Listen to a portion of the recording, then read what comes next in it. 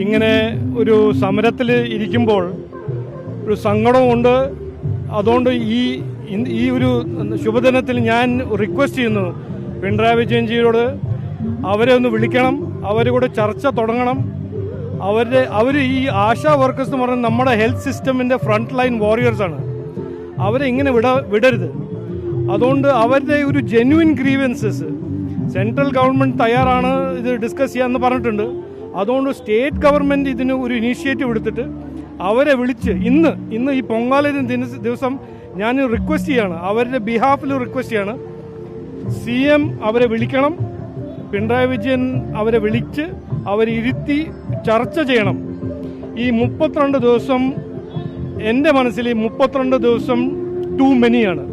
അത് ഒരു ദിവസം കൂടി ഇവരെ കൊണ്ട് ഇരുത്താൻ ശരിക്കും അത് ശരിയല്ല. അതുകൊണ്ട് ഞാൻ ഇന്നും ഒരു ജെന്യുവൻ റിക്വസ്റ്റ് അവരുടെ ബിഹാഫിൽ പറയുന്നു, സ്റ്റേറ്റ് ഗവൺമെൻറ് അവരെ വിളിച്ച് ചർച്ച ചെയ്യണം.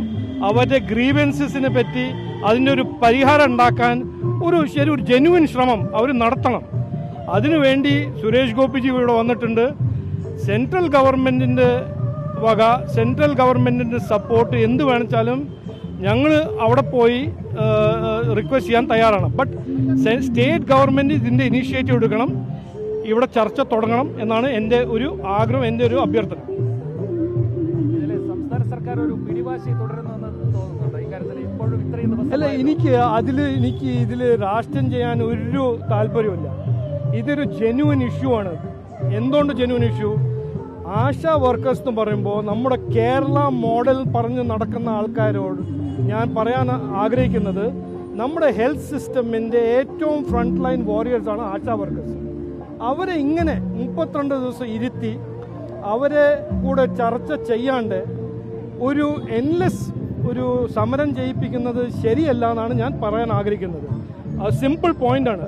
ഇത് സ്റ്റേറ്റ് ഗവൺമെൻറ്റിൻ്റെ ഒരു മോറൽ ഡ്യൂട്ടിയാണ് അവരെ വിളിച്ച് ഇരുത്തി ചർച്ച ചെയ്യാൻ, അവരുടെ ഗ്രീവൻസസ് എന്താണ് കേൾക്കാൻ, അതിൻ്റെ ഒരു പരിഹാരം ഉണ്ടാക്കാൻ അവർ ശ്രമിക്കണം. അതാണ് ഞാൻ റിക്വസ്റ്റ് ചെയ്യുന്നത്. നോക്കൂ, ഇതിൽ കുറേ ആൾക്കാർ രാഷ്ട്രീയം കളിക്കുന്നുണ്ട്. അവർ പോയിട്ട് പാർലമെൻറ്റിൽ ഒരു സ്റ്റേറ്റ്മെൻറ്റ്, ഇവിടെ സ്റ്റേറ്റ്മെൻറ്റ്, അവിടെ സ്റ്റേറ്റ്മെൻറ്റ്. ഇതിൽ സ്റ്റേറ്റ്മെൻറ്റ് കൊടുക്കാനല്ല ഇവർ ഇവിടെ ഇരിക്കുന്നത്. ഇവർ ചോദിക്കുന്നത് അവരുടെ ഒരു ജെന്യുവൻ ഗ്രീവൻസസ് ഉണ്ട്, അതിൻ്റെ ഒരു പരിഹാരം എടുക്കാൻ ആരാണ് റെസ്പോൺസിബിൾ? സംസ്ഥാന സർക്കാരല്ലേ. ആശാ വർക്കേഴ്സ് കേരളത്തിൻ്റെ മെഡിക്കൽ സിസ്റ്റമിൻ്റെ ഫ്രണ്ട് ലൈൻ വർക്കേഴ്സ് അല്ലേ. അപ്പോൾ അതിൻ്റെ ഒരു മോറൽ റെസ്പോൺസിബിലിറ്റി ആർക്കാണ്? സ്റ്റേറ്റ് ഗവൺമെൻറ്, സംസ്ഥാന സർക്കാരാണ്. അവർക്കാണ് ഇരുന്ന് ചർച്ച ചെയ്യേണ്ടത്. അതുകൊണ്ട് ഇന്ന് ഞാൻ ഒരു രാഷ്ട്രീയമല്ല കളിക്കുന്നത്. ഞാൻ ഒരു റിക്വസ്റ്റ്, ചീഫ് മിനിസ്റ്റർ ഇവരെ വിളിച്ച് ഇവരെ ഇരുത്തി ഒന്ന് ചർച്ച ചെയ്യണമെന്നാണ് ഞാൻ ആഗ്രഹിക്കുന്നത്.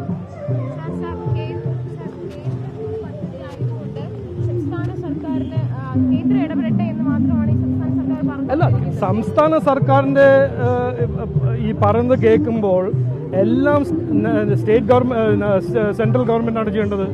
അപ്പോൾ പിന്നെ എന്തിനാ സ്റ്റേറ്റ് ഗവൺമെൻറ്റിന് ഒരു ജോബ് ഒരു തൊഴിലൊന്നുമില്ലേ, ഒരു റെസ്പോൺസിബിലിറ്റി ഒന്നുമില്ലേ?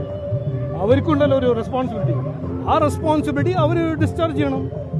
സെൻട്രൽ ഗവൺമെൻറ് ഇതുവരെ ഈ കഴിഞ്ഞ 10 കൊല്ലം നമ്മൾ എവിടെ നോക്കിയാലും എല്ലാ റെസ്പോൺസിബിലിറ്റീസും എല്ലാ financial devolutions on time as per rules ചെയ്യുന്നുണ്ട്. ഇതിൽ ഒരു തർക്കമില്ല, ഇതൊരു ഡിസ്പ്യൂട്ടില്ല. ഇവിടെ ഇഷ്യൂ ഫൈനാൻഷ്യൽ മിസ്മാനേജ്മെൻറ്റ്, ഇക്കണോമിക് ക്രൈസിസിൻ്റെ ഏറ്റവും വലിയ കോസ്റ്റ് ഫേസ് ചെയ്യുന്നത് അത് ബേർഡൻ ഈ ആശാ വർക്കേഴ്സ് ആണോ, KSRTC എംപ്ലോയീസ് ആണോ, പെൻഷനേഴ്സ് ആണോ, അവർക്ക് എല്ലാവർക്കും എന്താ ഇങ്ങനെ പ്രോബ്ലം? അതുകൊണ്ട് ഇത് സംസ്ഥാന സർക്കാരിൻ്റെ ഒരു മോറൽ ഡ്യൂട്ടിയാണ് അവരെ വിളിച്ച് അവരെ കൂടെ ചർച്ച ചെയ്ത് അവരുടെ ഒരു ജെന്യുവൻ ഇഷ്യൂസിൻ്റെ പരിഹാരം ഉണ്ടാക്കാൻ അവരുടെ റെസ്പോൺസിബിലിറ്റി അല്ലേ അത്. അതാണ് അവർ ചെയ്യേണ്ടത്. അപ്പോൾ ഇത് ഞാൻ രാഷ്ട്രീയം ചെയ്യുന്നില്ല. എൻ്റെ ഒരു റിക്വസ്റ്റ് അവർ ചെയ്യണം. എൻ്റെ ഒരു പ്രെയറാണ്, എൻ്റെ ഒരു അഭ്യർത്ഥനയാണ്. അവർ വിളിച്ച് ഇന്ന് ചർച്ച തുടങ്ങണം.